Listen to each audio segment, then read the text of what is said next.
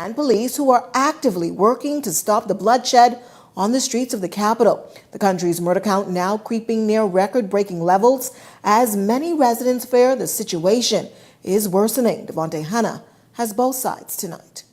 With the country's murder count on pace to surpass last year's total of 119 and in the face of a U.S. travel advisory, the National Security Minister Wayne Monroe and Commissioner of Police Clayton Fernando seemingly torn on what to call the recent influx of crime. It is a crisis. Everything is a crisis. We are not in a crisis, but we are concerned. Both their comments coming yesterday just outside the National Honors Investiture, less than 3 days after the country's latest homicide occurred off of Blue Hill Road, bringing the total to 107 and 6 in 1 week. And despite not accomplishing his goal of keeping this year's homicide count under 100, Fernando claims that things are under control. We are following significant leads in them. You would have seen some people of interest, some wanted posters that are out for various matters. But Monroe is stating otherwise, calling the crisis an opportunity. His comments come in the wake of Prime Minister Philip Davis, who last week said the crime rate would have been higher had it not been for the measures put in place by the top court. I hope that the public is looking and watching and understanding that we raise these people. I hope the people of my generation are looking and watching and seeing how quickly things have changed. Both of them coming to an agreement that members of the public should do their part to aid officers in the crime fight. We ask members of the public if they have any information on these individuals to please reach out to us. I believe that we could solve any matters. I always say that comes to our attention, but we want to be able to prevent these murders from happening. According to reports, 53% of this year's homicide victims were on bail for murder. This only adds to the already rising crime across the board, especially armed robbery, according to police. Devontae Hanna, Eyewitness News. While members of the Kemp Road community speaking out against the frequency of violent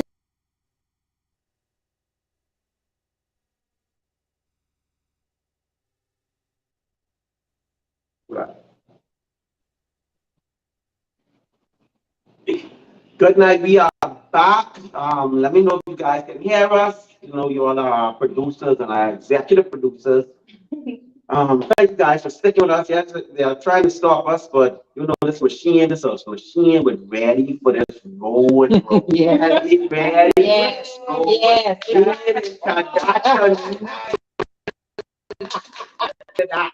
They trying to stop us, but they can't block us. No. Right. So as we were tackling the NIB, what I want to say scheme, like a pyramid scheme. I don't know, Ponzi scheme.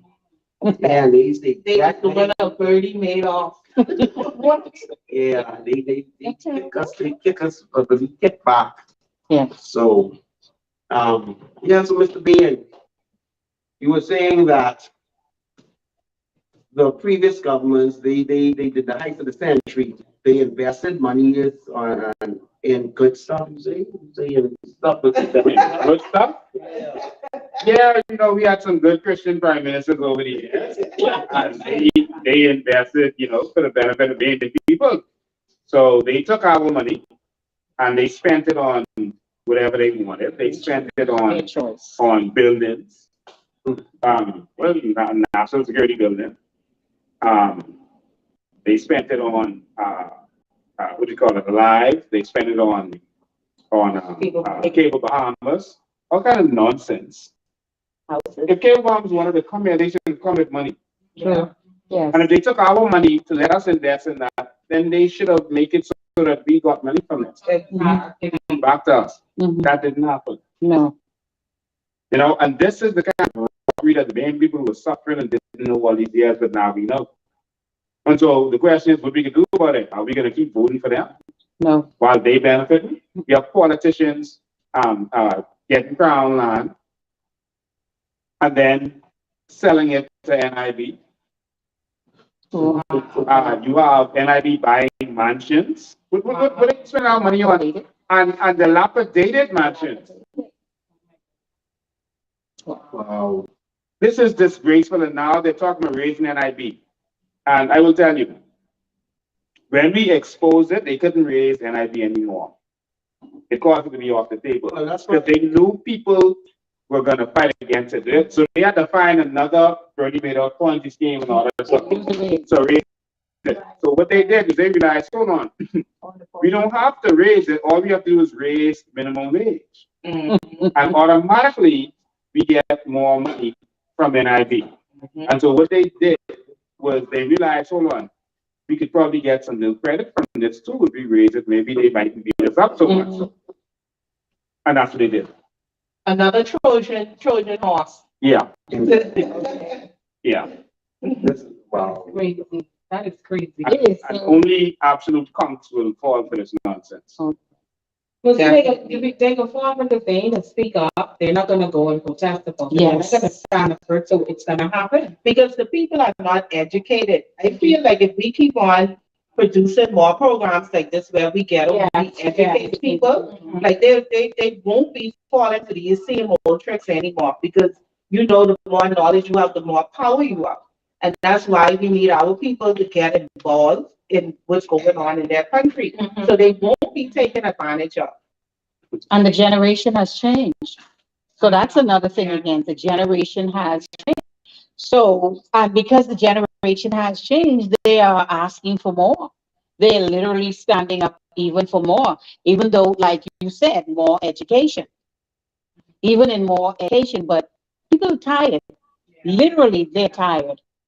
And when you reach to that tired limit, then they're going to show them, because at the end of the day, it's impossible for you to have a speech like what the minister did, excuse me, the prime minister did on last night, and expect for persons to just say, oh, he so care about us.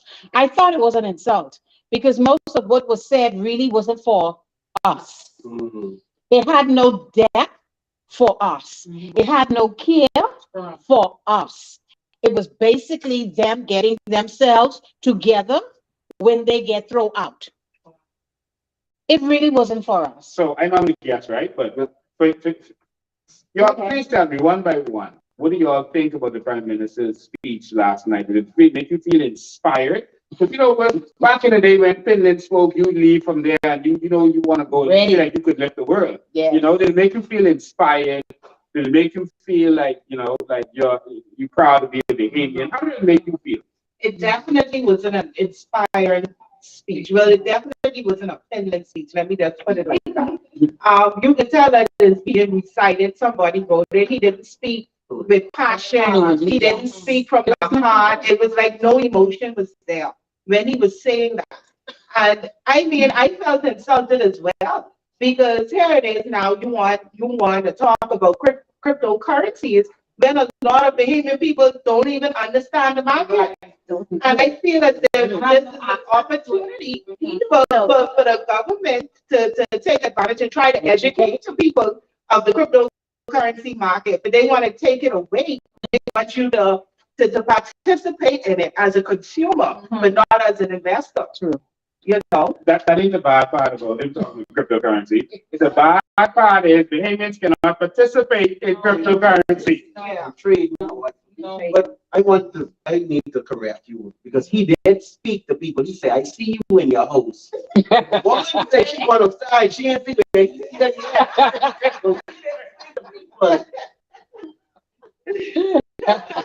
but people come Trying to read Mr. Bain. wrong was a wrong window, sir. So Mr. Bean, we downgraded us, right? And there seems to be like crickets about that. Like nobody is talking about it to make it seem like that's a problem. Why is that? Well, we know that the media is sold out. Brave David is basically bought out the media. So anything that's going to make him look bad is not really going to make it to the media right now. All right? He's totally bought them up. And so they don't want to cross him right now. That's really what it is. Now, in terms of Moody's downgrade, that is devastating to us. That is devastating. And that should be what they're talking about more than anything else. Because Moody's is saying, one, all the stuff you're promising and saying that you're going to do, y'all don't have the money or the credit or anything to do it. Right. Moody's, if you read the report, is saying that the government is flim-flamming. Oh. Moody's is saying that. And people are not paying attention to that. It's like you're just promising all this stuff. Okay, you promise $200 million on a hospital. Where the money coming from? Thank you. You promise another same hospital in the province. So that's maybe $400 million. Where the money coming from? You promise all this pie in the sky with agriculture. You're going to spend so much money in agriculture, and so basically you're gonna decrease us importing food by 30%. If we bring in $1 billion to $2 billion worth of food every year, so I'll leave it to $1 billion. What's 30% of $1 billion?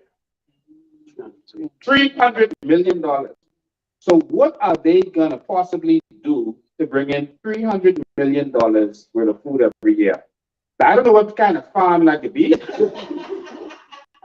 All right, I don't know when that's supposed to come about and how much money. Do you know how expensive it is to start a farm? So to do farming to cover that amount of income, so they spent $200 million, over $200 million on Bouncy. Bouncy producing maybe $63, $64 worth of fruits. A month. And I don't mean to be facetious, right? But the Haitians and Andres producing $300 million worth of food. Wow. All right, but Bouncy can't produce any food. Thank you. So back to the point, Moody's is saying that this government is flamming, and so they downgraded us. All right, so the downgrade is your present situation. And then they removed us from negative outlook, and that was mostly because of COVID, to a standard. But that's an outlook. There's no reality to that. That's just, okay, if things go okay and some stuff come together, you all could be, not standard, stable. You all could be in a stable condition. All right, and I know one thing. I don't want to be in stable conditions because I mean I'm in the hospital. True. And I cannot get out right now. I on drip. I ain't there. But I barely alive. And so Moody is now telling us that we are in station, but we still hospitalized. Wow. All right? And that's just the outlook. So that Moody's thing is devastating because it means that wherever they're going to get this money from they're talking about, wherever they're going to get it from, they're going to have to pay high interest for it. Ooh. So with the high interest, is that the only way to get out of this, I want to say entanglement, or Moody put us in, or this downgrade that Moody put us in? Like, what's the, like, how do we bounce back from being downgraded? Remember, Moody's is a credit agency for companies and governments. All right, there's more than one credit agency, but they are a credit agency. We participate with them voluntarily so that we can go on the global market and borrow. All right, so in the United States, they have credit agencies. We don't have it here in the Bahamas. So if you went and you bought some furniture and you didn't pay for it, your credit goes down. Right. Your actions cause it to go down. It is not anyone victimizing you. It's your stupid action. Wow. So it's the actions of our Bahamian governments over the time that put us in junk bond. It's no boogeyman victimizing the Bahamas. It is our actions. It is the fact that we don't do anything to produce or to grow our economy. Nothing. We just sit down and borrow and borrow and borrow. But we have a parasite economy in place. Let the investor come in, give us jobs, and you get taxes from the jobs they make. They get the taxes from us. No. So we pay the taxes. This is a parasite. Yes. And so this is where the problem comes in. And so this downgrade is devastating to us. There was a time when Jamaica was going through this, and they was going down, down, down, and the dollar changed, and then the economy crashed. I heard you say it's devastating to us. What does it mean for the economy that we've been downgraded? What does it mean? It means that the government is having issues. All right? The economy is tied to government because the government makes taxes based on the economy. Okay? So if a hotel goes down, that's taxes that they would get, room tax and other taxes, money from salaries, etc., that they won't get. So that's where they're tied. So if the economy is bad, the government is in problems. All right? But turning around the economy can actually fix it. Okay. But the government has to put certain things in place to turn around the economy, which they're not doing. Correct. They are sitting down, waiting. Look at Grandmama. Like, I watched that speech last night, and I was like, these... What do the young people say? The mayor lazy down?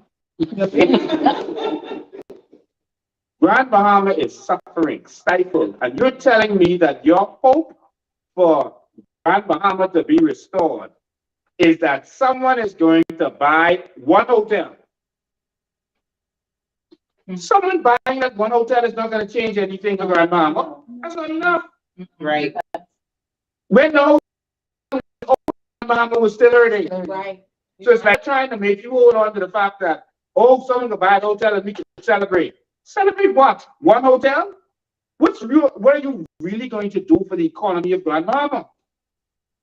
And everyone is sitting around waiting, oh, the airport is going to happen. He said by the end of the year. They haven't told who this person is who's going to, because they don't have anyone. By the end of the year, someone is going to develop the airport, and then they're going to they're going to buy the hotel. But then you already have a big celebration saying that hotel was sold. Thank you. Thank you. And so just like Moody's is saying this government is a flim-flam government. Yep. How in the hell are you going to come a year after being in office? And now you're telling us what you are going to do, what you're going to do, what you're going to do? It should be already being progressed. Yes. Yeah, all of these things have already been. If you didn't start this stuff yet, then you can start this. Thank you. They just want to drive everything Every year. until the next. They just want to stall so they can continue to party and make flights and make trips. Yes. And by the time it's your catch on it and cut so much deal, make so much money, it's okay, go to South Cuba, be ready. Yes. They'll be popping champagne. True. Wow. Come on, people, wake up, wake up. Let's wake up, Bahamians. Wake up. We have to stand up and do something. We have to put ourselves in the position where we can say to them, we will not accept these lies. Do not give us no more speeches that you had planned out. And I call it by a child, because at the end of the day, you all know what was going on. If you all don't know, and this is what agitates me, and I know that I said this before, but I realize that I'm talking to a government that I need to be repetitious with. Mm-hmm. You knew what was happening, okay? And you came with the same old, we're not stupid. We are not stupid. We are saying to you, enough is enough. We are saying to you, we will not accept these kindergarten, preschool, toddler, baby, child scratch, bringing it to the nation. You are embarrassing us. You are embarrassing us. You are embarrassing us because the world knows we are a rich country. The world knows this. So why would you keep making these dumb speeches that have no sound? They have no depth. They carry no weight. So in essence, at the end of the day, get out.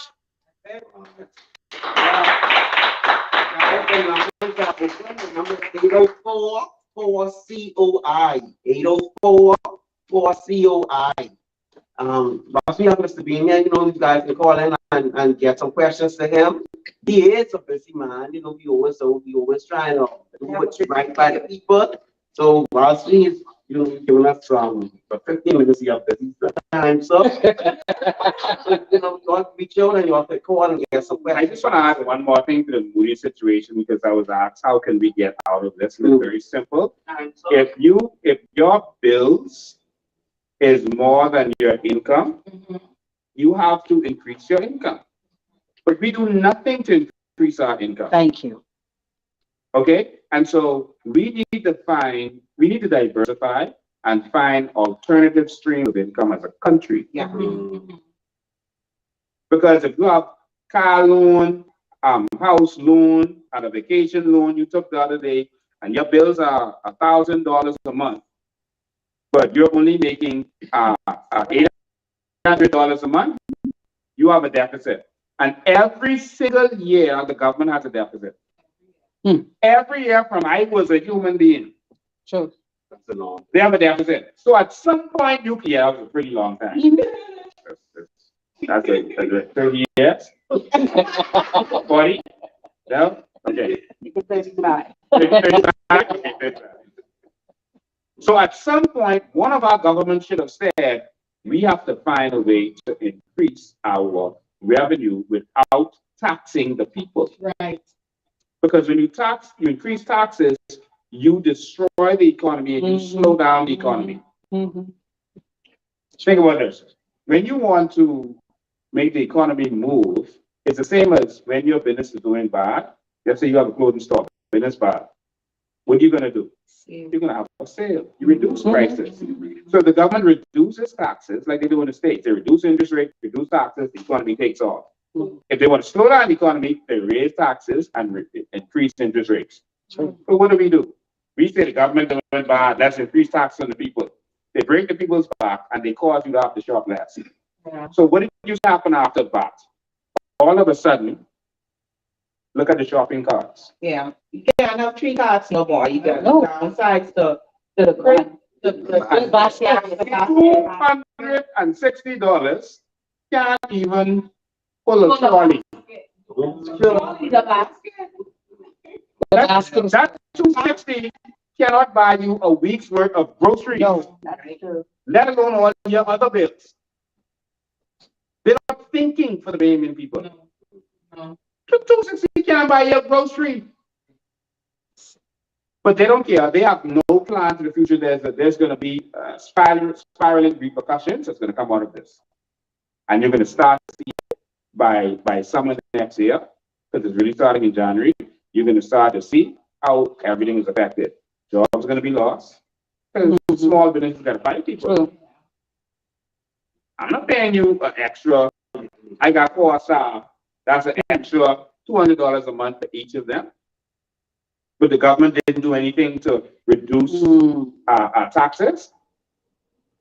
If you increase wages, you can reduce taxes. Yes. Exactly. Because now, if you increase wages, people are going to be able to buy more things in the food store. And so now you can reduce that. Because you're going to get the same revenue if you reduce it by that amount. But they ain't going to do that. And then that would stop the inflation, and that would stop everything that you see, everything that you're going to see about to happen. But these people have no vision. True. And so all of us are going to suffer because of it. They want to make more VAT money. They want to make more NIB money and all this kind of stuff. But it's going to slow down the economy so much, it's going to hurt in the long run. So in Lehman represent a policy of state. No. We are going to end that. Yes. The Coalition of Independence will end that. That will be gone. And so the way, I still didn't answer the question. The way to end all of this is we have to benefit from our natural resources. Yes. We have to. There are no personal taxes in Dubai, in Qatar, in Kuwait, in Norway. There's no personal taxes. Their economy does not depend on taxes for income. They benefit from their natural resources. They give it to their people. Businesses are taxed, but not individuals. But that was the plan in 2013. fact, for persons who were making over $100,000. And if it's supposed to go for 3 years, I was one of those who did supposed to be in that, and that's how come I know. Okay? Yeah, that was the flim flam. They always see they want to get, if they want to get a top policy in, they'll sneak it in. And they'll find out if it's palatable to bring it first. So they may say, oh, we're going to do it, but it's only going to affect the wealthy, or it's only going to affect this or that. And then later you'll see them adding to it. Like what they did with the VAT. They said, okay, we're going to start at 7.5%. Yeah. Then now you see it's up to 12%. Back down to 10. Next, if the coalition of independents did not exist, I guarantee you, VAT would have already been 15%. I agree. Yeah. That's a guarantee. Yeah. But because we are holding them to the fire, and they feel that anything they do negatively will impact us positively as an organization, that's why they got to be careful. Right. But if we are benefiting from our natural resources, taxes finish, man. That's true. You taxes for personal taxes are finished. Now you can tax my business to death. I'm making money, I don't care, tax it. But personally, And they have their businesses. Food for thought. Ms. Bain, you still have to hear. We have 3 questions that was put together for you by the public. You ready for this? These are no easy questions. These are no easy ones. I still haven't told you what's in the stuff. So the first question, Ms. B, have the first question. Ms. B, what the first question mean? Okay, the first question is, you've been blocked from sitting in the House Assembly that day. How did that came about? Can you please explain that for the listening public? Yeah, they were basically terrified. I should tell you this. Listen, I think you all know me by now. If I wanted to get in the house, I would have get in the house. All right? Point blank. They couldn't stop me from getting out there. But I wanted the Bahamian people to see how terrified they are. A lot of what I do so the people can see. When we pulled up, we saw a tent full of police officers. And what they did was hide the police officers at the back of the park. SWAT team, all these police, they were afraid of what was going to happen. They are terrified of us. European Monroe said, well, they was coming on the farm to see, so they had to bring the whole army with them because we was there. Now, I don't know why they're so afraid of me, but I do agree with them that they should be afraid of me. All right? And I think that they should be afraid of all of the Bahamian people. Yes. Because it's when they are not afraid that we have a problem. We have check the camera right there. That's when we have a problem. All right. So I will say this. We will be going in that house. Yes. The stone that the building is there from their corner. And the fact that they rejected us from that house was prophetic. Yes. All right. And so I believe that we will be in that house. Yes. Yes. Number 2. Okay, so Mr. Bain, the people wants to know what makes you the right person to lead our country, the Great Bahamas. And part 2 of that question is remind us of who you are and your vision in and for the takeover of our government. Okay, that's 5 questions in one. What makes me the right person? First and foremost, I'm a Bahamian. Yes. I'm a real Bahamian, and I love this Bahamas. So more than anything else, I want to see Bahamians succeed, and that's what makes me the right person. If you want to get more technical, I am more educated than most of the prime ministers that we've had. All right, Ingram had a high school education. Ingram had a high school education. Philip Grave Davis only has a high school education. A lot of people don't realize that. He's only done high school. And so, well, Finland did law, which I also did, and Minnis did his doctorate degree, right? But in terms of the range of things that I've studied computer science and business, and it gives me a wide range. It gives me the business knowledge that I need in this new world. Right. Computer science gives me the computer knowledge I need because we're going into a different kind of world. Technological world. We're going into a tech world. And so it gives me the experience that I need. I also studied law, okay, which I love studying. And I did it just to study. I didn't necessarily do it for, to practice law. I did it because I wanted the information. Right. And so that's what I did. I also studied at a master's level theology, all right? Okay. And that's where I get a lot of my belief from. And I stopped there. I was going to do a doctorate in that, but I decided to stop at that. And so from an education level, that's fine. What I have that no other prime minister has had real life experience. Right. Finland never really did anything. He never had a business. He never had any life. He didn't really study law. Practice law before he ran. He was just all politics. And so he didn't have much life experience. I don't think any of them, well, I can say none of them have run a business. Not one. None of them has even had the chance to fail at business to get any experience. Right. Wow. They don't know about having to make payroll other than for their law office or whatever. All right. But in terms of business and what our entrepreneurs and our business people are going through, they've never done it. And that's why they don't have a focus on business and causing us to have a mindset to go into business because they don't know. And they're running the country, they're making the decisions. So I have a lot of experience in that. And I loved it. I voluntarily retired when I was 30. I didn't want to do business all my life. I went into business because I wanted to travel the world singing and speaking. I can't do a job if I do that. And so I went into business and then business just took off. Because God was very good to me and I did extremely well. And so by the time I was 30, I was like, you know what?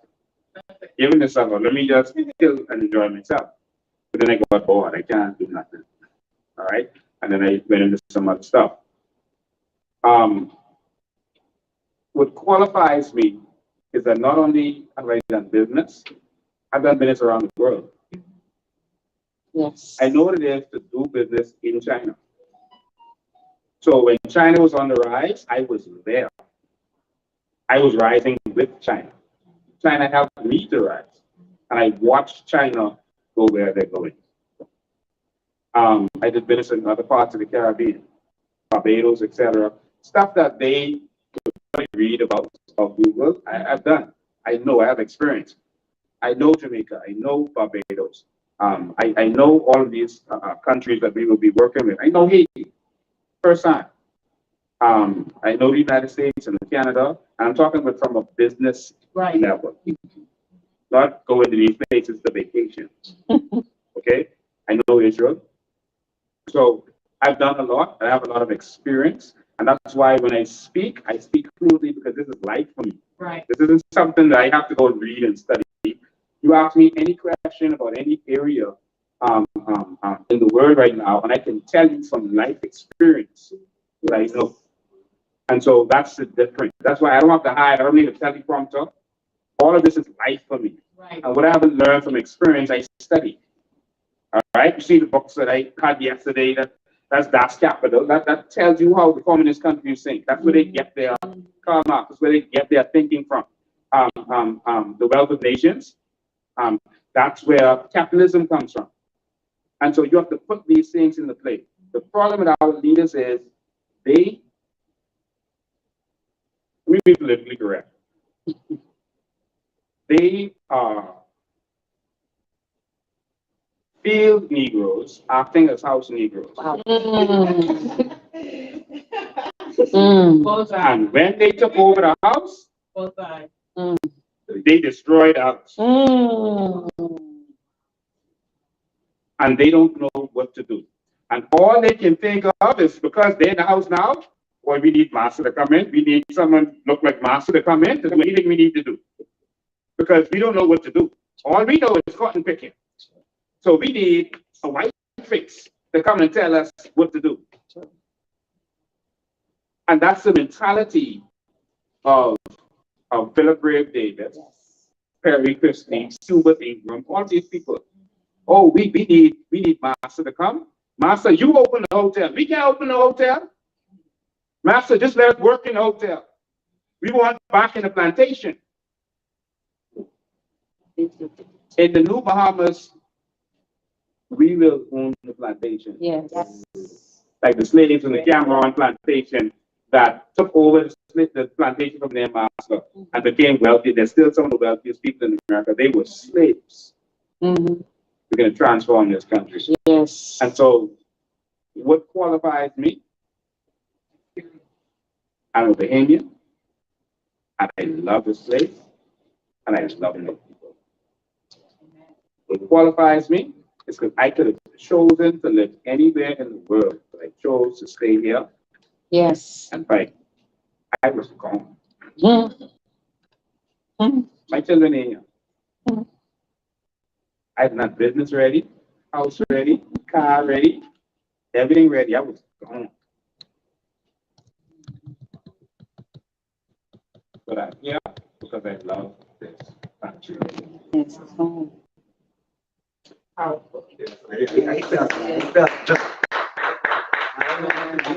Yes, 3 questions. Now, this one, this final question, just again, an easy question. And we want the truth. We want to see the raw side. We want that truth feeling. Did you get that? You want to send the president to get ghetto? Well, you get that one. But let's be on the final question. They've been asking today, Mhm.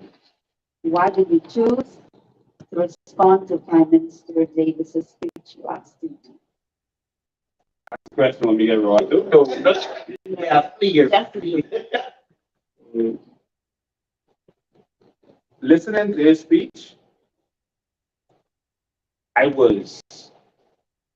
ran through a gamut of emotions, but most of them were negative emotions. I was so angry to hear the things that they're insulting us with. Yes. Yes. They know that this is a new generation of Bahamians. Mm-hmm. They know that. So if you know that we are a new generation of Bahamians, why are you still coming to us with this nonsense? I don't know.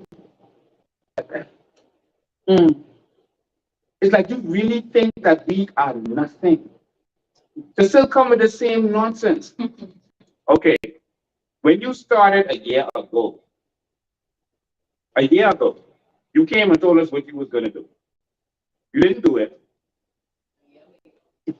And the ideas they now coming with, instead of coming with the things that was in their blueprint or whatever they call it, all they talking about is things that they hear COI saying. Yeah. None of which was in their blueprint. That's true. So it's like, oh, we never have a plan anyway. We just did a blueprint just to say we did a blueprint. And we don't have a plan, so let's just do whatever the COI is saying because everyone's listening to them. And so to counteract the COI, we have to try to put some stuff in place that they're talking about so people will be satisfied. Because this is what the people want. The people want what COI is saying. But we can't actually let them benefit. So we can talk about carbon credits, but we can't let them benefit. And so this was offending me. It offended me to hear you talk about carbon credits, but we're not going to benefit. It offended to hear you talking about cryptocurrency, and we can't even participate. That's the truth. That offended me. It offended me to hear them talking about these investors who was going to take our crown land, take everything we have, and then give us jobs. And he's bragging about that. $1 billion worth of investment. You know how much crown land that is? Now the law say crown land is supposed to be for the benefit of the Indians. And not so. And that's why, in order to circumvent that law, they always say how much jobs it's going to provide to say that jobs benefit us. No. Jobs don't benefit us. Makes us broke. In law, business law, they have something called a beneficial owner. That's who benefit. You benefit when you are an owner. You don't benefit when you are a worker. You are a slave. You are a little different than the chicken that bamboos. You are a commodity. You are like the mop that they mop the floor with in bamboo shop. That's low. Wow. You are not a beneficiary. You the cash register in the shop. You are the clothing rack in the shop. This is capitalism. I can open that book and show you that. When you are a worker, you are nothing. And so to have these evil men still promoting slavery in 2022, it offends me. Yeah, that's an insult. It's an insult. Atlantis came here and they gave them everything. They gave them something they didn't ask for. I was working over there at the time. And I saw Saul Kirshner in action. I was there sometimes, they had their little meetings. And I saw how they worshiped him. Wow. Whatever he says, he run this down. Saul Kirshner came out of a meeting and said, listen, I want the road on Bain Street, switch direction. You all know Bain Street used to go west. I remember, yeah. Saul Kirshner said, I want the road pointing towards my hotel. It'll make me feel good. I want the road, I want Bay Street pointing towards me. I want everything flowing towards me. It's symbolic. So sad. So done. Wow. And they gave him that. They gave him Crown Land on Paradise Island. People didn't even know Crown Land was up there. Crown Land's still there, we can go take. Don't let them know that. They gave him Crown Land, they gave him 5 of our banks, took our monies out of the bank. Because that's what banks do with your savings. They take it and invest it. They took our money out of the bank and gave it to Saul Kirshner. Gave him our land. He was not a foreign investor. That's our money. $1,000 for that. You understand? So when I keep hearing and seeing these things, it offends me. When Saul Kirshner, the same Saul Kirshner went to Dubai, they ain't give him nothing. You ain't getting our land, you buy that. You're not getting money from our people. Our people are going to invest in this and they're going to be owners. Yes. Yes. The people of Dubai own 50% of Atlantis in Dubai. And he said, deal. Love it. Where were our negotiators? Ingram said, listen, take everything. But when he said deal, they said, no, we're not finished. They said, we want half of everything you got, or a piece of everything you got around the world. We want a piece of Sun City in South Africa. We want a piece of Atlantis in the Bahamas. And that thing you're looking at in Las Vegas, we want a piece of that too. Not for the government, for the people of Dubai. Wow. Now that's how you empower your people. So let me tell you what happened. The people of Dubai own a piece of Atlantis and we own that. Powerful. It was 2 different Atlantis. No. Government leaders. And so as I sit down with my international mindset, because see, what makes me think differently is because I've experienced so much things from around the world. And there's nothing like you experience how different people do things, you can't accept it. That's the truth. And I've experienced from around the world. And when they come up to the Bahamas, it's like, how could I be in law school in London? And I buy a car. I bought a nice Jaguar over there. Loved it. And I was worried about how I was going to have to go stand in this line, millions of people there, get this thing licensed inspected, whatever. The car dealership fella said, it's no lie.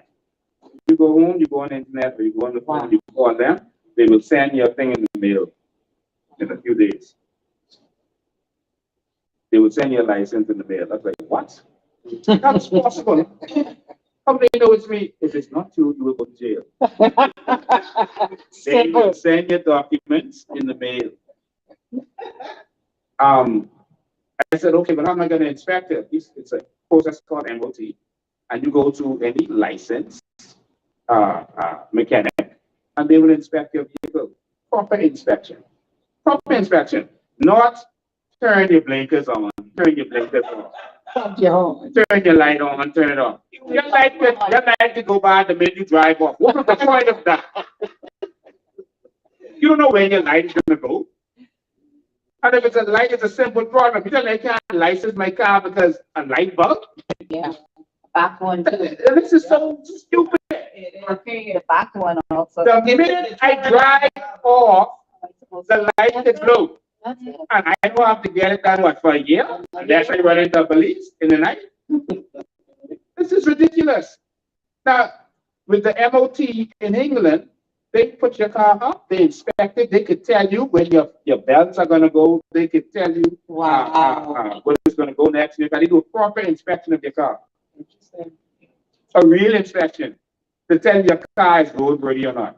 Yes. They say, okay, the salt in the road been corroding your car, so you need to do this, you do that, and that's in your inspection. So at no point did he say, turn your blinkers on, turn your blinkers on. Press the brakes. It's retarded. And so when you experience these kinds of things and come back here where nothing works, Come on. Woo! That's hurtful. The potholes in the. Listen. This is good. You and your car broke up. Oh. so that's how I felt watching that. I'm like, there's no future in this. And I started to see, I know there are political trolls like praise them, oh, hallelujah, oh, thank God. Oh, They have to do their job. and I'm like, if we don't fight, you see, you know what you came to this earth to change based on what makes you angry. That's the truth. And seeing their speeches makes me angry. Seeing them oppress the Indian people makes me angry. Yes. It's like Moses. What made him angry, even when he was sent here to change. He was sent here to fight it. And so when he saw a slave, an Israelite, being beaten and abused, that made him so angry that he could kill. And he did. That's because it was his purpose to go and free those slaves. And so when I see Bahamians oppressed, it makes me angry and I have to fight. I can't turn away. Yes. Because I believe it is my purpose to come and free the Bahamian people and take us into the next Bahamas. That's what drives me. That's the truth. That's the truth. That's Jesus went in the temple because he came to break that temple system. And it made him angry seeing what he saw. And it caused sweet Jesus who say, turn the other cheek and be meek and mild. It made him angry because that is his purpose. To break that system. What makes you sad? You were saying there to change. And that's why even though Jesus knew he was going to raise Lazarus from the dead, he came to him and said Lazarus was dead, he wept. Shortest verse in the Bible, so people don't understand why he wept. That don't even make sense. It was his intention to go there and raise him from the dead. But because that is what drives him. That's what he came here to change. He came here to fight death. It made him weep. Something in. And so I know I'm not the only Bahamian who is angry right now. I know I'm not the only Bahamian who is sad right now. And so when I sit down and watch these people who are raping and robbing the Bahamian people and listening to them and hearing them, it makes me angry and it makes me sad. And nothing makes me more happier than being able to educate the Bahamian people and to fight for them. That gives me life. I don't care how sick, how tired, whatever I am. When I can get out there and start educating the Bain people or fight for them, I become invincible. Mhm. And that's what drives me.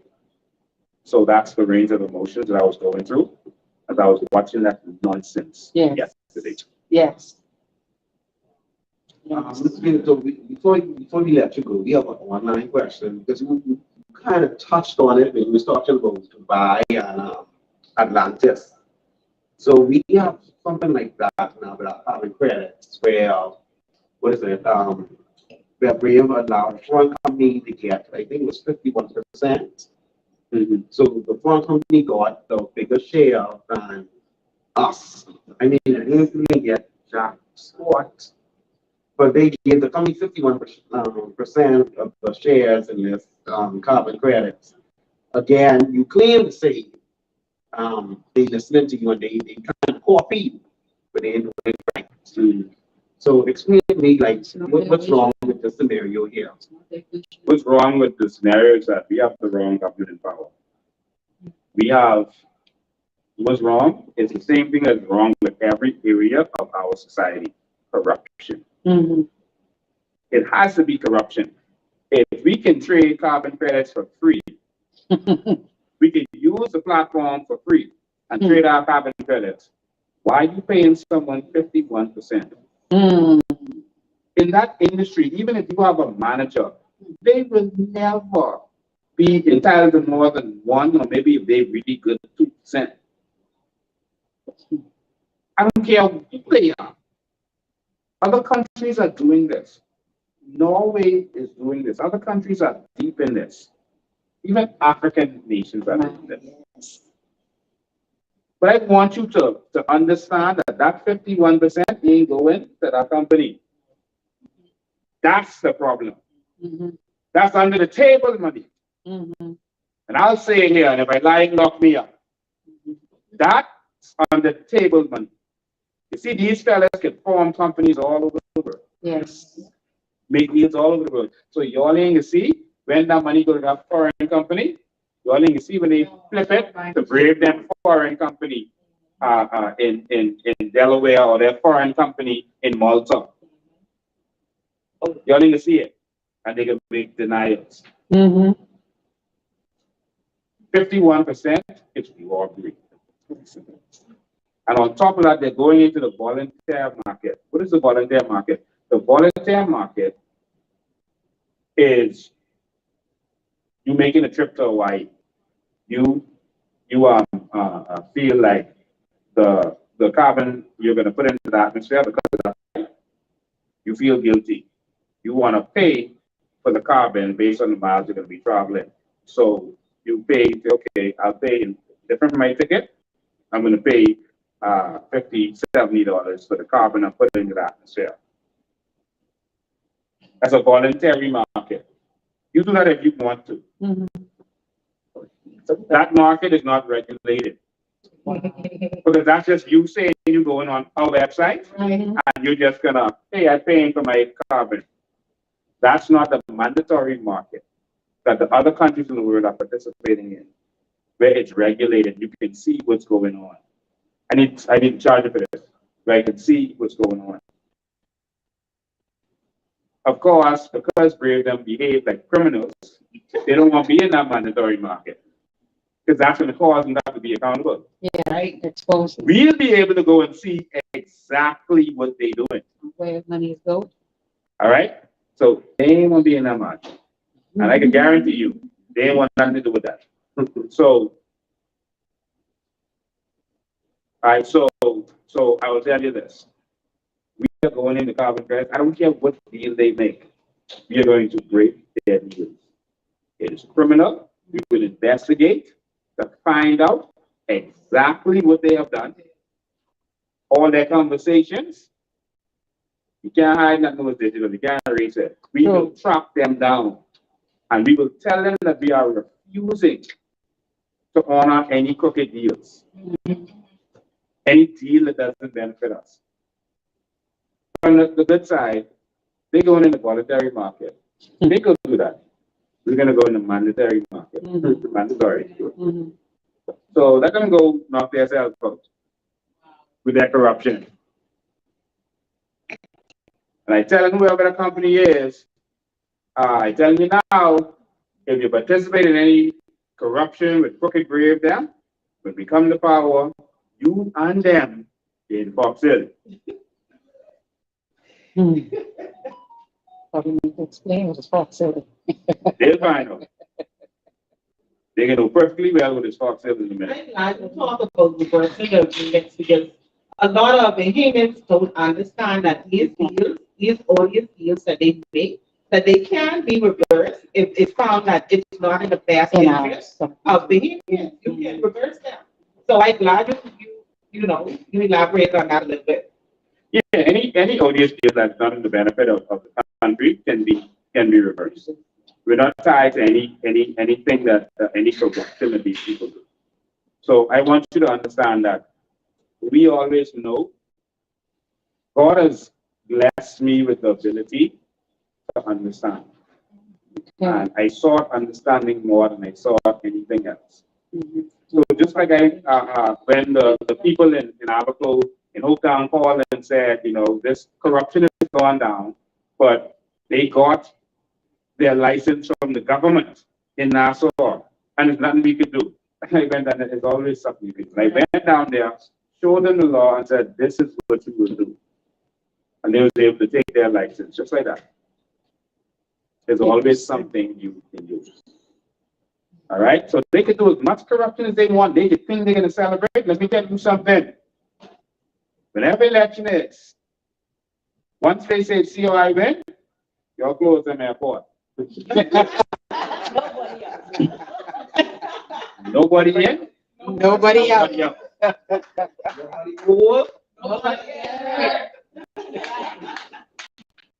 And if somehow they realize they're losing and they escape, we will interpose. We gonna get you. Them.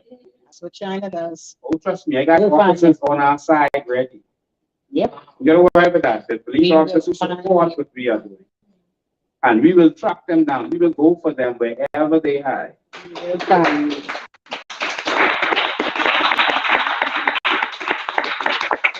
Wherever they think their money is, that's our money. We going for that. That was some crooked deals. We didn't need it. We are going to bring, just like how 13 Gig brought us in, we're going to bring in the FBI. The FBI is going to help us investigate. Okay, just like how the DEA works with the DU, the FBI is going to help us investigate. And we're going to find out what they did. The truth is, we are no most of what they did. We just be talking certain things here. But they're going to come in, assist us with investigation, especially for all these illegal passports, illegal and all that. There will be forensic audits. We are going to do this. We're going to clean this place up. Yes. We can do what Trump said. We can drain the swamp. Guys, not only do we have a special guest, we have studio audience, and they have a question about immigration from Mr. Bain. So I think one of the questions that they wanted to know is about the roundup in Abaco. So studio audience, you guys have your question? Yes, the You have to come on camera. Let's stay right there, Doc. The shanty towns in Abaco, they have been growing progressively. And according to Minister Keith Bell, he was saying that we don't have an immigration crisis. And there are also Bahamians stating that the shanty towns, not only are they growing, but they are harboring more illegal immigrants that are coming into Abaco, and documentation is being given to these people. So my question is, if Mr. Bell sees it as, if he doesn't see it as a crisis, where does that leave the residents, the Bahamian residents in Abaco, whereas owning and possessing the land stands, and how are they going to move forward with being the dominant on that island? Because immigration right now, they're saying that they're doing something, They're saying that they're making arrests, deportations, but then the problem is still festering. So how do you propose we move forward? That was like 16 questions. My apologies. I'll pick one. All right. You talk about the situation that's happening. The immigration roundup in Africa right now is a sham. All of you remember that I said a couple of weeks ago that they were going to do it. If I know, you think the illegal immigrants there didn't know? You think the corrupt people there didn't know? If I know, I'm not a friend of the government. They see me as public enemy number one. If I knew, you think they didn't know? Remember your assent. I announced it. I announced it when we went to Russell Square. I told you that they're going to do a sham roundup and they are going to pretend like they're locking up people. And that's exactly what they did. I always expose what they're going to do, and they still do it. Like, or Lincoln just expose us. What you can do? Just do it. Lock him out. And I told you they're going to do some sham roundups. All right? Now, in Abaco, the legal immigrants know what I'm about to say. There are some people who, if you don't pay your dues, you get yielded. You could be a part of the roundups. If you pay your dues, they ain't got you. So right now, I believe that they are rounding up the people who didn't pay their dues. Some of them. 20 plus. All right? And so them celebrating about locking, they got thousands of them in Abaco right now. They're celebrating, oh, we locked up 23 of them today. And they throwing money. They throwing, you lock up 20 something out of the thousands that are there. Something wrong. You throwing party? You are locking up the people who didn't pay their dues, and they're doing this. They're only doing this, and this information I got, and that's why I announced it ahead of time. They are doing this because they feel that we are gaining ground on this immigration conversation. And they did it to soften the blow to say, see, we're doing something about it. And that's why the Prime Minister saw it necessary to come out yesterday and say, I did not sign in California. Let me reiterate. No, he doesn't speak that well. Let me reiterate. I can't even brother like him. Let me reiterate. He said he did not become a signatory. Right? Because he feels that we hit him so hard with that to certain their reputation. All right? Now, the thing about it is, that's coming from the same Brave David who said that Bounty was insured. You can't believe nothing Brave David is saying. We didn't prove that over and over. But on top of that, the exercise was not a treaty. It was a symbolic gesture. So even those who signed it was not binding. It was not about whether you signed or not. It was about the fact that you came here and started implementing those things. Yes. And those countries were rewarded. I think it was $1 billion. Together, yeah, together. Together, it was $1 billion. And that's what the trolls were celebrating. How Biden is about to give us $1 billion and this and that. Because well, that was something different. That was the climate change thing that they're doing some money for. And it was connected to the immigration thing as well. If you read the article, it was those countries who participated in that summit was going to get this money. Yeah, so people there's a summit, but the recent thing they were celebrating, you're right. In the summit, there was money they were putting aside for persons who would accept the illegal immigrants. All right, but it wasn't just about accepting the illegal immigrants. It was other policy and policy changes that they wanted. So yeah, Brave Davis might have told them, listen, I can't tell my people I did this and that. And so politically, he had to act in a certain way. My thing to Philip Brave Davis is, if you didn't sign it, why were you on that stage? Like no one else who didn't sign it was on that stage. Are you saying that you was having another senior moment like you had with Prince Charles when you rubbed the king down?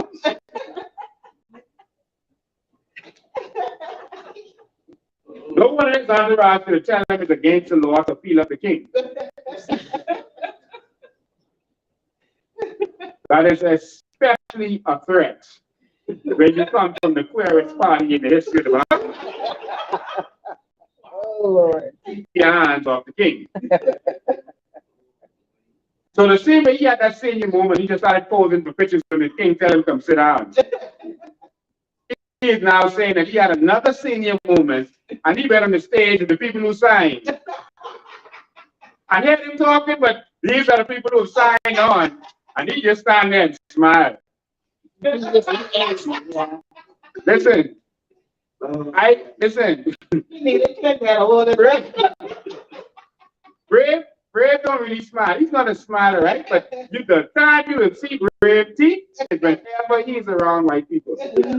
Whenever he's around them, he smiles from head to hair. He knows and I love you more. So Brave Davis is saying that I didn't sign. So why you was on the stage with the people who signed and you don't agree with what they were signing to? No, Mexico was in there.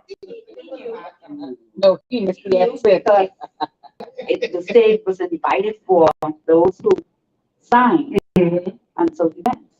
So you saying we have a prime minister in a foreign country to speak English, we don't understand it. No, we have a lying prime minister. A very lying, deceitful prime minister. The one who said, when Bamsi burned down, don't worry about it, Bamsi's insured. No insurance. No lapse. We have a lying prime minister. And so the issue isn't whether you actually sign on that ceremonial agreement. Because none of them, even the ones who signed, is bound to it. The fact is, you came back home and you started changing what you call the illegal immigrants. Yeah. Because that's what they decided there. Right. You started calling them irregular migrants. You started ignoring their presence in this Bahamas. You stopped repatriating them. I hear they talking some nonsense, but they repatriated 2,800. Oh, Or 23. I want to see the manifest. If the manifest existed, I would have it. You know, I would have it. From January 2022 to October 2022, 28, no, 2,800. Oh, I thought They then 23. repatriate. No, they do 23. 23, 28, whatever it is. I don't think y'all repatriated any Haitians this year because y'all have always brought the news up. And when they said they repatriated the 130, I called our supporters at the airport and some of the fellows who work in there, working around the Bain, they said they had repatriations as Cubans. All right. And I also heard that I called the police officers. Yeah. And the police officers, we don't have no repatriation. And if you move 130 people to this airport, we would have known that. And they said they know nothing about it. Now, some of the Pakistanis said sometimes in the past when they had repatriations, the police might be just immigration, etc. All right, but the police would still know. That's the airport. They run the airport. So I don't believe them. One thing you know about this government is you can't trust them. This PLP government, you can't trust them. So So Abaco, what they're doing in Abaco is a sham. Okay, it's a blind sham because of politics, and so we can't fall for that. We need a real government that's going to come in power and protect our land. It's simple as that. The solution to all of our problems is simple. Remove the PLP and the FNL. Yes. Listen, I don't want anyone to think that we hate or that we are against Haitian people and that kind of stuff. No. We are going to need the Haitians, the Chinese, the Filipinos, all these people to help us to build a new Bahamas. We need people to work for us. We want you to come the right way. We don't want you to just come and take our land. We want you to come and work for us. Come rent our land. Mm-hmm. Do it the right way. I don't want the children of Haitian immigrants living the way they are living. True. There's no reason they should be living the way they're living. That is a crime against humanity. And not one of their so-called humanitarians are speaking out against it. Not Fred Smith, who's a Haitian, not Louis Georges, who's a Haitian, not any of these people are speaking out about the conditions these children have to grow up in. Someone told me, I was degrading one of the young girls with asked a question about if she's ever had McDonald's. Right? I wasn't trying to degrade the young girl. I wanted people to see the conditions that they grew up in, that they don't have the same experience as other regular children. I want you to see that instead of playing with toys, etc., being able to live a normal life, she's making mud pies. I wanted you to see that these children don't deserve that. True. Because I lived in Haiti for 2 years, and I know that in Haiti, they live in apartments. They live in houses. They come here for a better life and they have a worse life. So the adult made that decision. If that's how you want to live, then okay. But that child needs internet to go to school. They need internet to do their homework. You have them living in a wooden box with no electricity, no internet, no plumbing. You don't care about them. They will be here in the New Bahamas, but they will not be living in shantytown. Sure. That's the difference in the mindset. Yes. Qatar and Dubai don't have an immigration problem. They are outnumbered. More than 90% of the population of Dubai is foreign. 88% of the population of the United Arab Emirates is foreign. And the same thing for Qatar. They don't have immigration problem. But the immigrants, you come there and you're going to live in an apartment, in a house. And I want the Haitian people to be able to open a bank account. Why you have money under the mattress? You got a dig hole in the back of the yard because they keep robbing you. You can't have a driver's license. You got to wait for a truck to pick you up to go to work. Come on, man. They're hating on us and making it seem like we hate the Haitian people. But no, it's only us who care about their situation. No, we don't want you to come here illegally, land in our country, and then breed children who feel left out of society. They feel that the only thing they can do is become a criminal. They are creating this, and we have to change this. Because the children shouldn't have to go through that. That's the truth.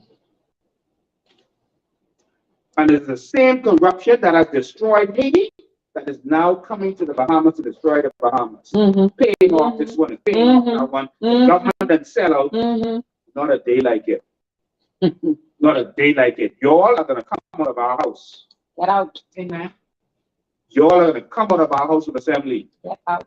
Because you all have sold out. You all have destroyed this nation. And we're coming to fix this for everybody. The Americans are tired of coming in having to pay bribes to everybody. We need a clean country, man. We have so much potential, but all you all could do is sit down and take bribes and stifle everything. Be sick of this. We need a country that works. And we're going to fix this. And the Americans might be afraid of us now, not having to deal with the unknown and not knowing how we're going to be, but they can love us in the end. That's true. Because when their companies come, they can partner with us. And no one asks them for no bribe. We can fix this country. I don't see no other party with a comprehensive immigration plan, like the COI's plan for immigration. It's like their only plan for immigration is repatriation. That is not a real plan. We need a real plan that would work and that would benefit us as well as be fair to the Haitian population. Someone asked on social media just now, why we have to keep saying that we don't hate Haitians. We have to keep saying that is because that is the false narrative that they are putting out there. Yes. Because a lot of Haitians don't speak English, so they only know what we, Mm-hmm. and then they'll take sound bites of us saying how we're going to defend our country and saying how we're going to fix this and saying how we're going to protect our borders, and then they tell them, oh, they hate you. Don't go for them. Vote PLP.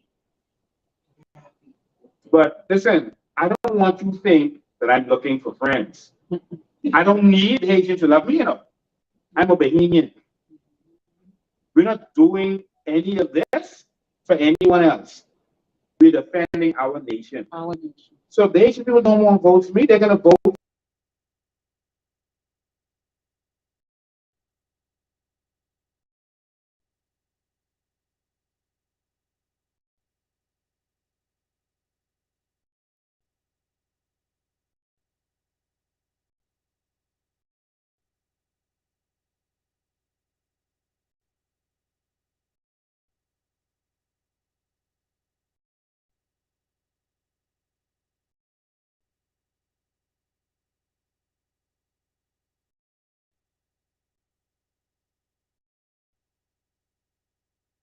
Most of them have illegal documents. When is time right to shut this down, knowing what we know? No. Let me tell you how we're going to deal with this, all right? As long as the government is in power, there's only two ways to deal with this. You hit the streets and you get them out. All right? Will they do that? We don't know. Bahamians aren't the type to stand up. Bahamians are afraid of victimization. Bahamians ain't gonna take a day off from work, they need that money. They only make it 210. You telling them to take one of them days and come out there on Bay Street with you. It's sad, but that's the situation the politicians put us in order to keep us under control. So the first way is to go out there and stand up and fight and be given an opportunity, or you just get them out of the house. You have to rally the troops and deal with the way the Bahamians deal with it. The Bahamians fight at the polls in secret. That's the other way. Bahamians ain't coming in your face and fight you head on. We get behind your back and we can take that pen and we can just that pen right up. Yeah. What's the UI? That's how Bahamians respond. And so we have to determine our strategy. Do you keep calling them to the streets? We know that in their culture. Or do you organize, strategize, build a serious machinery, and you go to the polls and you destroy them? You have to make your choice. But we can fix all of this by going to the polls and getting rid of them, continuing to expose what's going on. No one has ever done this before. I've never felt we would never expose each other. No. No one ever tried to educate the Bahamian people before. They want you to stay poor. And so we have to fight and do what we have to do. It's simple as that. So there you have it, folks. We have had a lot of food for thought tonight. This has been more than educational. This has been more than informative. And this has been Mr. Bain. I don't know what else to say, but this has been Mr. Bain. I just want to make a sign of no. Pintar ain't taking my calls. Oh, You see, yeah, in a dungeon, look like the dungeon. Pintar is not taking my calls. Someone even went to him and gave him my number. wow. And said, call Lincoln. And he said he's coming to Nassau today. And he said he'll come back. Pintar didn't call me. We have one more question from a studio audience. Lincoln, maybe Mr. Pintard would have called you or give you that attention if he was on the cameras.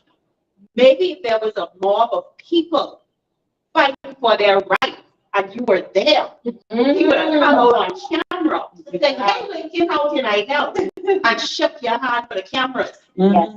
Pintard and everyone else like himself, I didn't want to call these persons' name to give them a platform on our stage. But a lot of these politicians and want to be politicians who want to represent our people, they are only doing these things for show. Yeah. As long as they're not in the trenches fighting with the Bahamian people, putting themselves on the line. And sometimes you have to put your family life on the line when you're fighting for a nation. As long as they are not putting themselves on the line for the people, we do not want to hear from them. Everything that they are doing is for show. Yes. Look at who the establishment is giving a platform to. I don't want to call the names. They're giving a platform to phonies.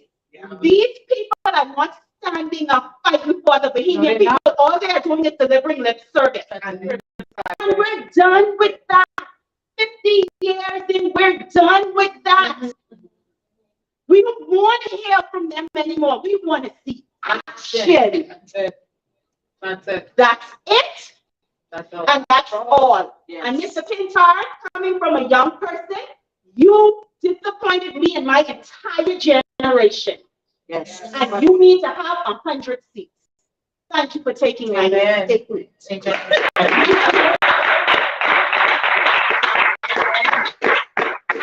But as you can see, the Bain Republic are not interested in Pintard and anything he has to say. No. They're getting no traction. No one is listening to them because they have no right to speak on anything right now.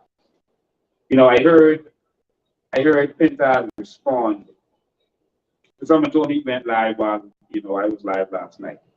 All right. And so he had, 25 people, paying attention. And Okay. 3 of them phones on their face. You saw 13? Okay. Probably got it. 13. Okay, so he had a full 13 people out there watching him. But he was talking and saying nothing. Nothing. And it's because he doesn't have the credibility to say anything. He was a part of the destruction of this country. Yes. Over the last several years. I heard him talking about agriculture at a press conference they had this morning. Oh, that's maybe where they had 25. Right? At a press conference this morning, talking about agriculture. He was the minister of agriculture and did nothing for agriculture. In fact, agriculture is in charge of the policy dog. They had a fire on policy dog. Block those people from being able to go back on the dog. Wow. Because Brent Simon and them want to take over the whole dog. He blocked them. We came there to fight for them. They called and we came there to help them, the COI did. And they called and told the police to not let us help those people. They thought we're coming there to rebuild and all of. We're coming to clean up and help them. And the police came to me and said, Lincoln, you wouldn't believe that Pintard Permanent Secretary, whoever it was, called and said, don't let y'all help these people. You think I just come to tell you, and I gone. I told them to come deal with it themselves.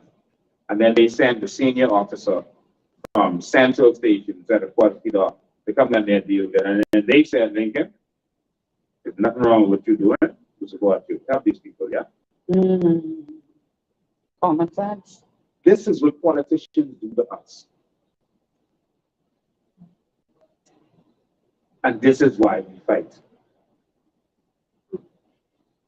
Those stalls are still not built back. That's the truth. That's the truth. We gotta fight. We gotta fight. We gotta fight. This is where they have to just stop smiling in their faces all the time and wanting to, have them come in front of you. And every time they would come in front of you, there's a camera. You know, I really want a camera to be pushed in my face with any one of them. I pray for that. Bain in this country are hurting so bad. Yes. You know, every week we take the time to give out, help people and assist people.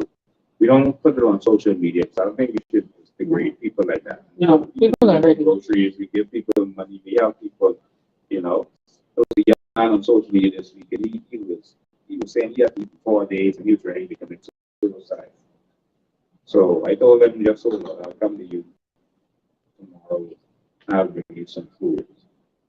And I went to him, I didn't bring the food, but I just took him money for him and for someone else who was in the house, you know, and he was like, it touched him because people started to like ridicule him. Right.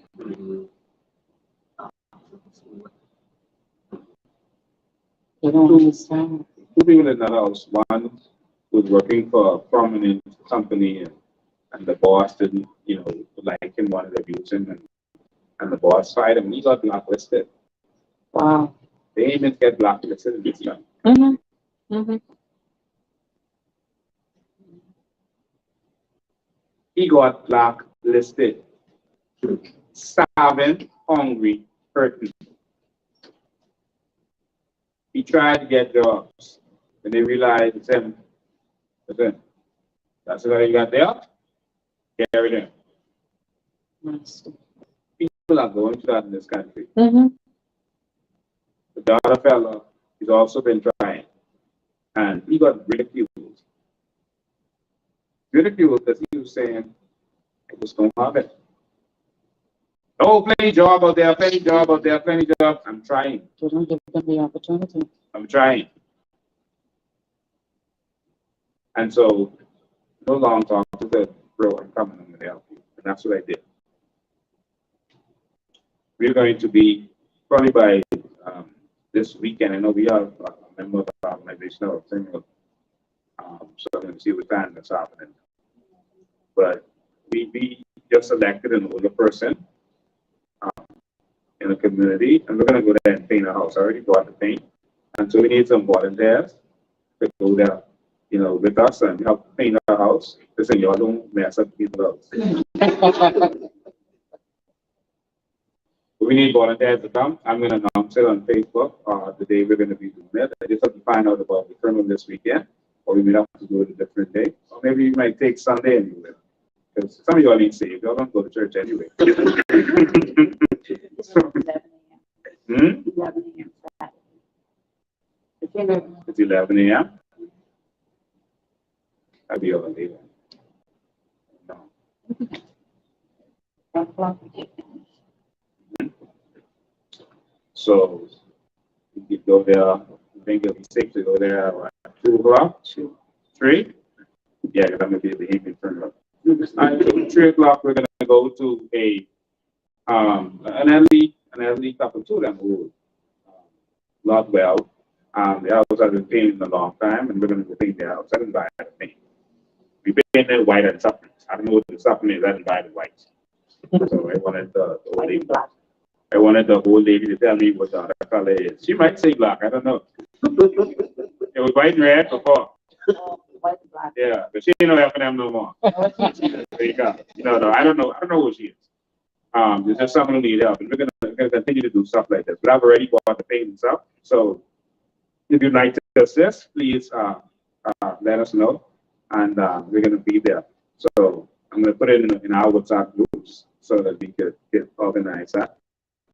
Let us wait for Christmas. We'll get back up on those people and see if we could get them straight to Christmas. Christmas 2 months away.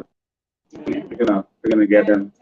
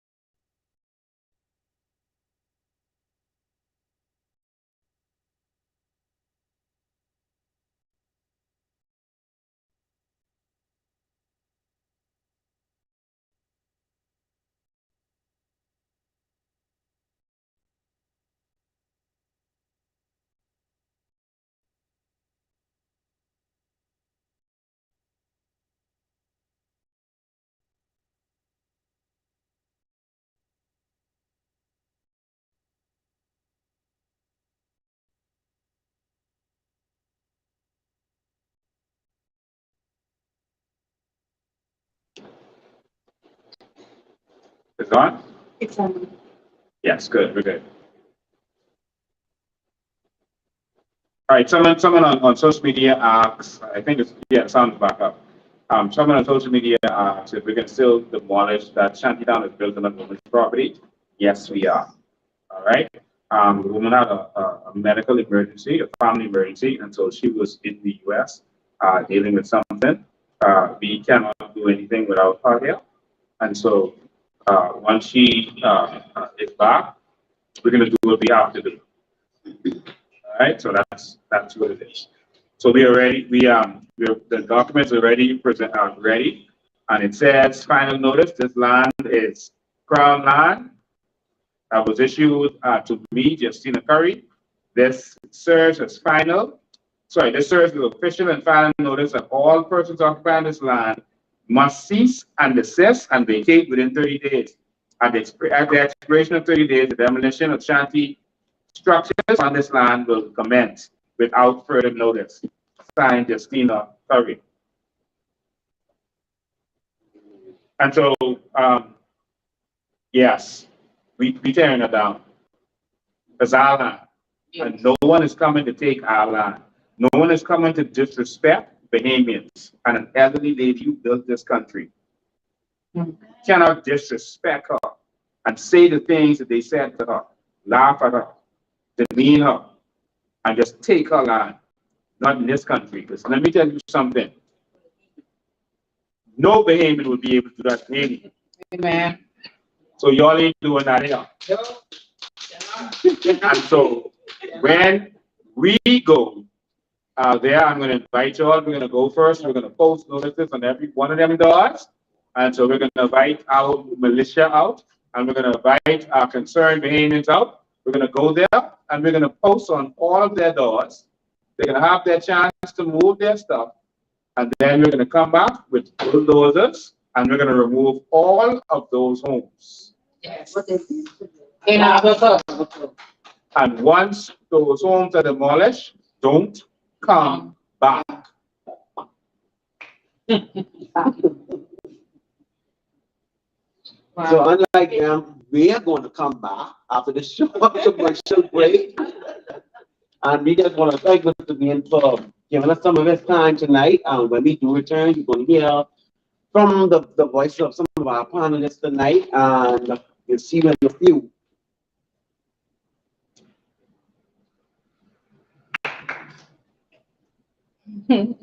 I don't know how you did this in 50 years. You look at history. Who does this? Show me anybody else that has done this in 50 years. I'm waiting. Show them to me. This wasn't done by money. Money doesn't produce visions. Visions produce money.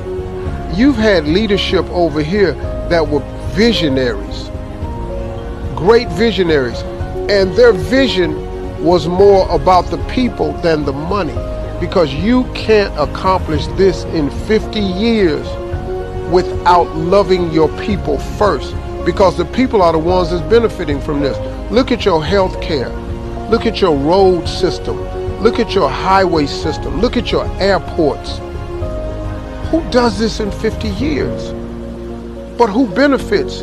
You're going to care about those people. It's something to be learned about what's been done over here that could be duplicated in the world, because there's people with this much money. You just don't have people with this much love for their people.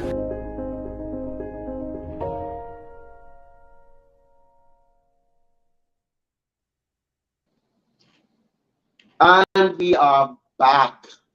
It was a great episode tonight, guys. It was provocative and hot. You know, I don't expect nothing less from the crew from Talk That. And just before we sign off, y'all know I know y'all waiting to hear from Miss Patricia, but y'all gonna have to wait just 2 more minutes, right? So we're just gonna hear from some of my groups, and they're just gonna share just a little bit of what you might want to see.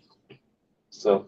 Okay, Bahamians, I invite you all to be strong, stop being passive towards the ills, being handed on to us from this government. You know, they need to stop, we need to stop actually politicalizing the, what we want to, how we choose these people because they only treat us in a low manner.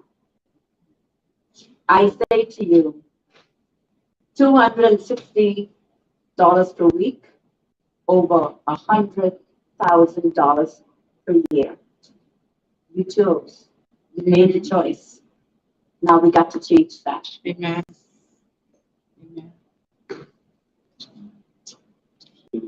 I just somebody use WhatsApp groups. Like they just it's irk me. Like they just get underneath my toenails. I just want to let them know the Bahamian people are not fools anymore. And they are wise and they are awoken to the bullshit that's been going on in this country for almost 50 years. Now, y'all can come up against us and y'all to talk about our organization, hating Haitians and this and that, and we violent and we like to belittle people and this and that. Notice you have not seen that from us, but we've been seeing that from you. We have been seeing where you are attacking persons on social media for expressing themselves. Now we have become a nation where we stifle freedom of speech. You are no longer considered when you want to give your opinion or your feelings on certain matters. And that's what gets me upset. Because a lot of people are committing suicide because they don't have an outlet, because they have to keep in what it is that they feeling. And we are saying to you that no longer we are going to suffer in silence. Change is here and it ain't going nowhere. Well,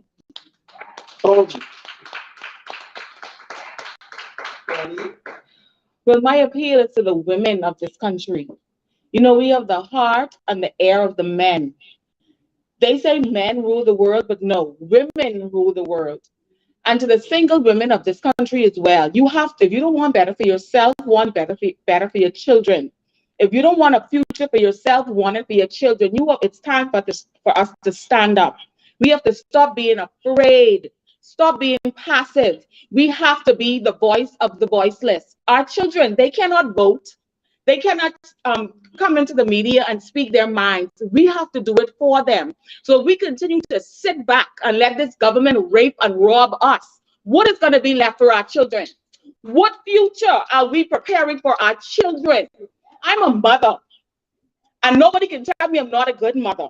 I will do any and anything for my children. I would murder for my children. Okay. Anybody, I don't care who you is, if you come up against my children and you in the wrong, you can die, right? So why are we allowing this government to murder our children's future? Yes. Why are we doing it? It is time for the women of this country to rise up. Because once we rise up, the men behind us will rise up too. We have to do it. Amen. Amen. My fear is just for everybody over here. You know, I don't know sign language, but I know you all know this sign language over here and cuss.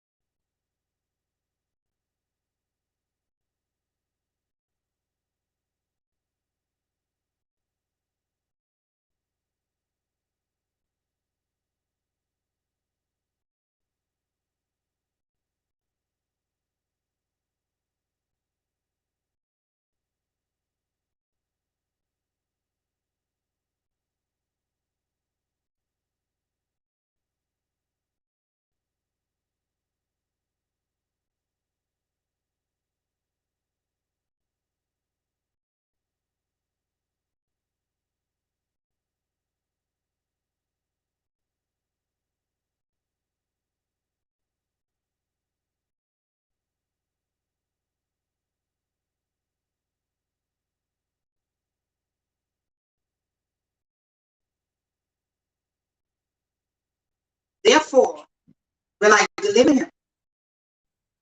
I will set him on high because he hath known my name. My name, God's name. Okay? God has names. Whatever you're going through, guess what?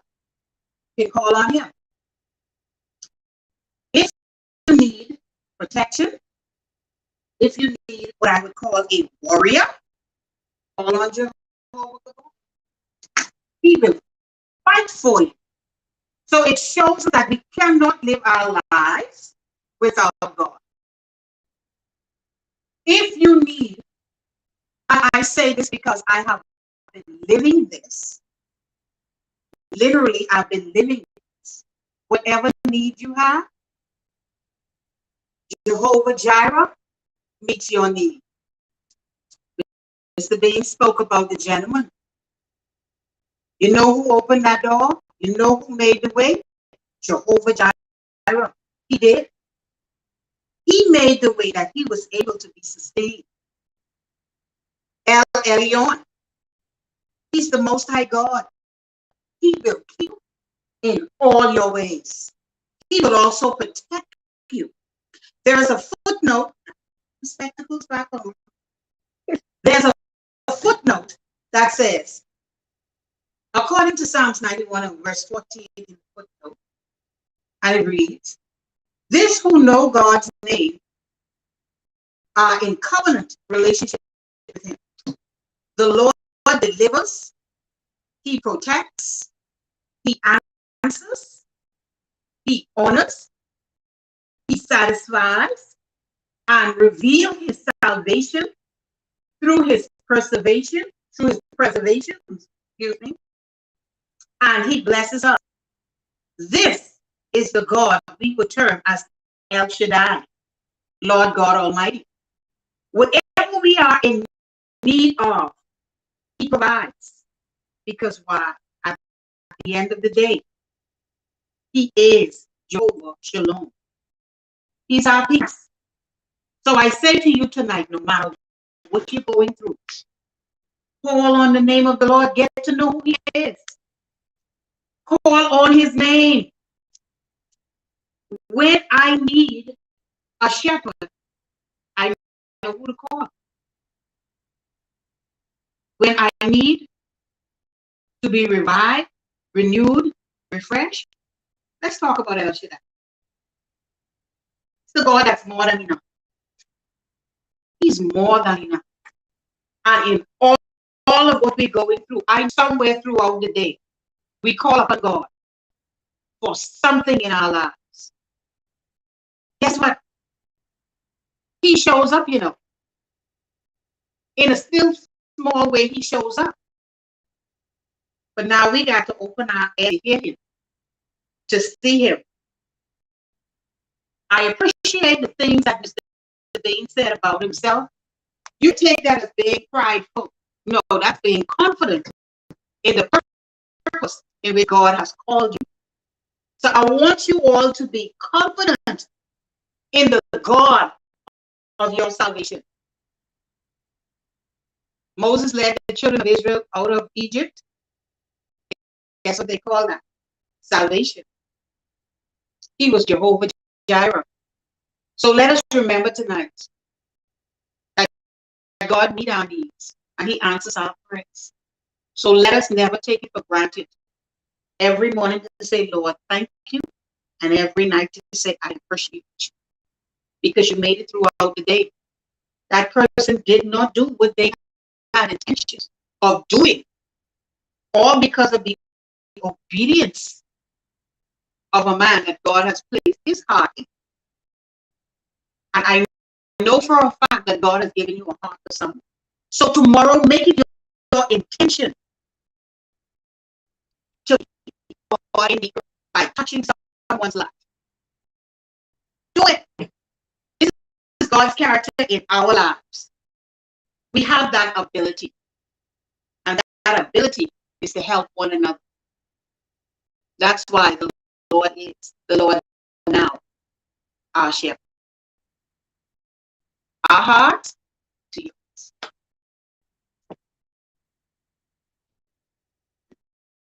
Right? From us, you are. All that.